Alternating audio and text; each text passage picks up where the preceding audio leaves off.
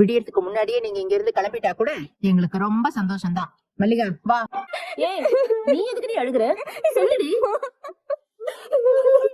நம்ம எதுக்கு இங்க இருக்கணும்? எங்கயாவது போயிடலாமா? எங்கடி போ சொல்ற? போறதுக்கு நமக்கு என்ன வீடா இருக்கு? இல்ல இவங்க சொல்ற மாதிரி ஹோட்டல்ல தங்கறதுக்கு நம்ம கிட்ட காசுதான் இருக்கா? அதுவும் இல்லையே. சிந்து, நம்ம ஒண்ணும் அடுத்தவங்க சொத்தை கேட்டு வந்து நிக்கல. நமக்கு உரிமையானதை கேட்டுதான் இங்க வந்து நின்னு இருக்கோம். அது கொடுக்க விருப்பம் இல்லாம நம்மள இப்படி அவமானப்படுத்துறாங்க.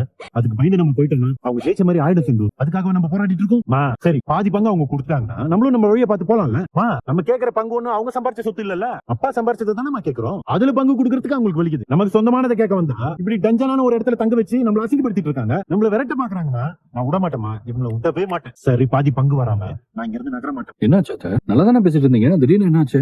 ஏதோ யோசிக்க ஆரம்பிச்சிட்டீங்க?